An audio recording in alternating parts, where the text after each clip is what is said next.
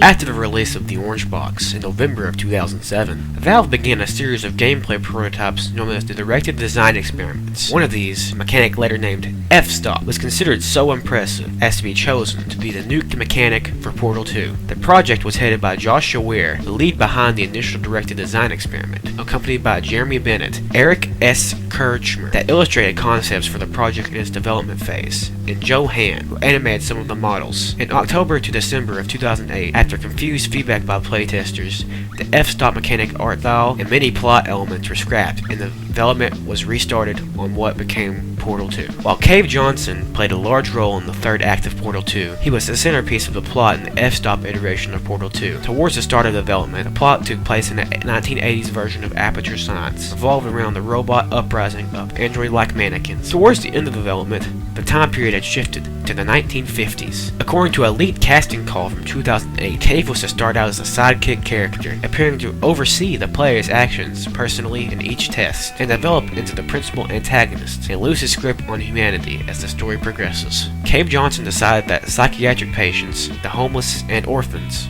were the best options for test subjects. This aspect was recycled into the 1970s of Aperture and Portal 2. Mannequins became progressively more damaged and corrupted through the story. The F-Stop Cube drew inspiration from unused Portal 1 concepts for the Cube designs. The camera that was to be an F-Stop was inspired by the Leica 3 camera. Many pieces of concept art utilized the Atlas Computer Laboratory and Chilton Computing as reference, including for the shot of the Aperture Science building. Computer designs seriously just look they're a bunch. The principal mechanic of F-Stop revolved around a camera that could take Polaroid photos of objects. When photographed with the camera, these objects would disappear from the world and be literally captured in film. The player could then use the photos to place photographed objects into the world. The exact presentation of this placement mechanic is intermediate. Later into the game, the player's camera would be given an attachment to enable them to affect the scale of objects before placing them. It's unclear to what extent this involved force perspective. The turning mechanics are the fizzlers, buttons, and weighted cubes, adapted for the new mechanics. The buttons and cubes can now have different sizes, with the buttons specifically needing several scripts to set them up with the new sizes in each level that has them. Aperture door frames are also in maps, and are always accompanied alongside portal-related sound events. Additionally, whilst portals are stated to not be present as a game mechanic, in the final hours of Portal 2, they do make an appearance in a VCD script that references both the mannequin and the larger version of the portal gun from Portal 1's development that didn't make it to the final game. The script indicates that in a separate test chamber you can only view, a mannequin wielding the bulky prototype of the gun tests the portal behavior. This means that while the portals themselves could not be used in the game, they were shown for a bit of continuity, and quite possibly the mechanic behind the portals was used as a base for the door frames. The main mechanic, the camera, started off as a device that could take a photo of an object, called weapon_camera internally, and this photo can be placed back down in a different position, called weapon_placement internally, to solve simpler puzzles. Evidence in the game's textures suggests that three of these photos could be taken and held onto at a time. Later, the camera is given an upgrade. Much like how the portal gun is upgraded to support 2 portals, the camera can now rescale objects to solve new puzzles. There are HUD icons for displaying whether the camera or placement weapon are selected, icons for showing which photo you have selected. There are also commands to physically blur objects that have their photo taken. The shader and material for the blurring are present in CSGO. CL_blur test blurs entities that have had their photo taken. CL_blur clear alpha 0 to 255, but 0 has errors at the moment. CL_blur debug. CL_blur passes. CL_blur tap size. CL_camera_minimal_photos. Draw just the targeted entity when taking a camera photo. CL_photo_disable_model_alpha_writes. This allows the target entity in photos from routing to the photo's alpha channel. When the player aims the camera, a viewfinder heads-up display appears. The very same viewfinder text used in Portal 2's co-op when looking at the players from GLaDOS's point of view from the security cameras. Fizzlers, instead of closing the portals, will clear your inventory of photos, making you have to take them again. Mannequins, alongside the mysterious androids, somehow provide the main obstacle to this mechanic. Much like turrets provide area denial by sight lines which could be circumvented by clever use of the portals. Mannequins made photographing of objects and replacement of objects difficult or impossible without doing something specific to make them unable to function. They have attachment points for different clothing and accessories that are themed around the area they are active in. With mannequins in offices or labs wearing lab coats, while present in the barn/farm area wear overalls and straw hats. In a demo reel from one of Valve's developers at the time is a model and animations of a female mannequin with normal and creepy walk animations for both a damaged and undamaged mannequin. When damaged, the mannequins use some of the same damage sounds as the 2 robots in the 2 bots 1 wrench directed design experiment. The damaged form is called Corrupted in the demo reel, and in the leftover files in Portal 2, this corrupted form is the Aperture Zombie we have all wondered about. Using zombie sounds, this form of the mannequin are referenced in some of the maps. This shows that they were not immobile when not looked at. They could also either lose parts of their body during gameplay, or all mannequins could start to be of this style as a part of the plot, as shown by the animation reel and the damage areas chart on the mannequin poster. This also gives us information that any actions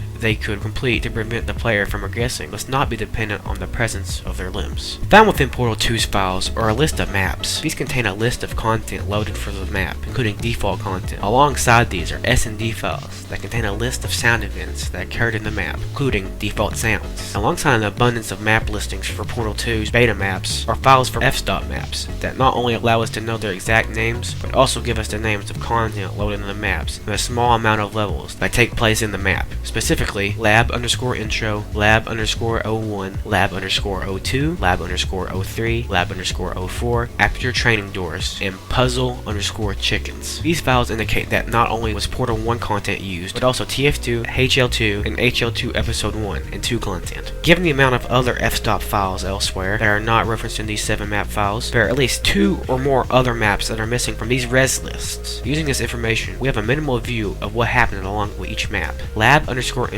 The first map starts with a video introduction of a relaxation chamber, simulating a secluded island environment in the middle of the ocean. Wake up in Island Relaxation Chamber. On the actual ride in between the island and the introduction test chamber, you go past some security fences and hear but not see a chicken. Camera introduced, and either given a camera manual or look at a poster with a camera manual on it. Camera angle pop-ups, and strange wall builder_mousetrap. Mannequins. First occurrence of android mannequins, fembot color. Bot_fem_color, and bot_male. Gladys/Betty Legalesi introduction. First and second puzzle, Kleiner and Magnuson model. Surprisingly, the unused Magnuson animations found within Portal 2 and believed to originate from Half-Life 2 Episode 3 development are referenced to this map. Magnus_idle and Magnus_wave.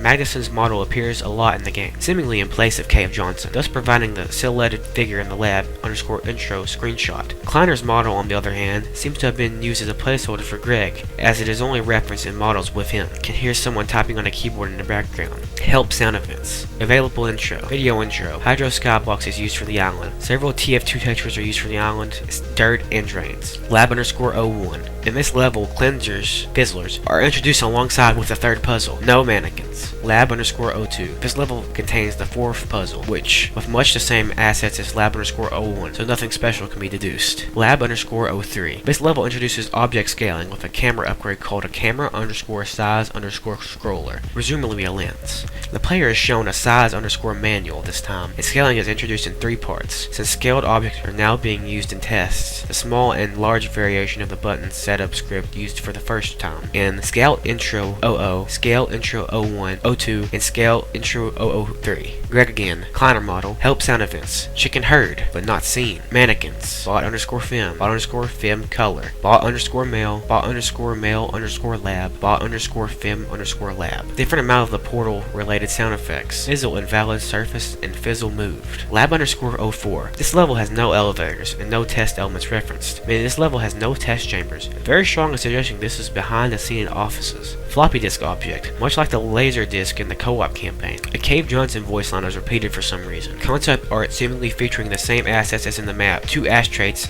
and wallpaper 001A. After lab_04, the 4 aperture_training_doors/missing map list. And the level is after lab_04 and before aperture_training_doors. We can presume that there is an introduction to camera film capacity. Puzzles 5 through 7 and pure intellect Cave Johnson lines 1 through 6. Mannequins become corrupted and more hostile, picking up some zombie behavior. Betty is made to give the Legalesi introduction again, but this time at the observed volume of 90 decibels. Normal conversation voice is 90 decibels. 90 is 8 times as loud, practically shouting the voice lines at the volume of a subway train. The portal gun experiment referenced in the VCD file and in the animation sound file has a mannequin testing a prototype of the portal gun, represented by a reused portal beta model, old_portal gun dot model. The diagram as seen in the screenshots, even though some of the assets like the rope are still present in Portal 2, has no assets referenced in any of the map lists we have. Aperture_training_doors. In this level, the rather interesting puzzle element, Aperture_door frame, is introduced. Along with all portal related sound events, have a different number of uses. An instruction manual scrap of some kind. Other Portal 1 testing elements, such as the light rail, are utilized. Cave Johnson speaks his final Pure Intellect line, Pure Intellect 07. Puzzle_chickens. Takes place in the area with a barn, hay bales, and grass from TF2. In this later level, you would have to deal with a giant chicken, or chickens, that could charge through breakable objects, and had a HUD locator aerial to make sure you don't lose track of its position in the level. There is no Cave Johnson related content in this level. Giant chickens. While the sound indicated it used Strider stepping sounds, this does not mean that it used a Strider as a base. Chicken_nest have a small entry of input/outputs in ASW called Aperture Nest. Could charge through breakable objects. Had a HUD locator aerial to make sure you don't lose track of its position in the level. The particle that used Feather 01 still exists named Chicken, albeit without a corresponding texture. Since the particle effect is present in the Steam VR perf test, it is possible the texture could be baked into the particle, unlike with Source 1 games. Mousetrap. In the same level is an Android dispenser, soda machines, exploding barrels, vending machine textures and sound events, barrel_machine gameplay element, and exploding barrels. An Android dispenser exits in the map, crediting androids with the bot_male model. Betty. Gladys was demoted to a minor reference in F-Stop, only appearing in game as a personality spear placed over a lamp model with wheels to spout Legolas, using a generic moving entity included in Source for its movement in game. As its movement event, sound is labeled tank_turret_loop. Greg was F-Stop's equivalent to Carolyn, assisting Cave in his endeavors. After F-Stop ceased development, his concept was recycled and turned into Carolyn, while Greg as a character became Cave's assistant in alternate realities. In the Perpetual Testing Initiative, there is an image of Greg on a card in Portal, the uncooperative cake acquisition game, based on a screenshot of Magnuson, HL2 Episode 2. Cave Johnson himself went through several iterations for both his look and how they wanted him to sound. He was originally imagined with a voice similar to that of George W. Bush, different speech mannerisms, as shown by the casting call that was sent out. His looks, however, have a tangled history, with one piece of concept art being Style Studios, some similar to what you would see in a vintage commercial, simple clip art for slide presentations, and a depiction similar to TF2's comic art style. The other three are Paintovers, or Ross Parrott, a billionaire and the chief executive officer of several companies. Larry Hagman, an actor who played J.R. Ewing, a ruthless oil baron in the TV show soap opera Dallas, and Walt Disney, the latter of which had 2 Paintovers made, one of which was used in retail. Cave Johnson's appearance in retail, however, was based off a Valve employee, Bill Fletcher, with Laura Dubbuck serving as the basis for Carolyn. In June of 2008, a casting call for Cave Johnson's character leaked, giving us a description of F-Stop era Cave Johnson. I quote, Cave Johnson, eccentric dead billionaire. Cave Johnson is a character for a new game in the Portal series from Valve Software. Portal is a dark comedy. The role will require comic timing, with occasional dramatic moments. Age, early 60s. He's a founder and CEO of a successful applied science company. A self-made billionaire who's learned to trust his gut and doesn't sweat the details.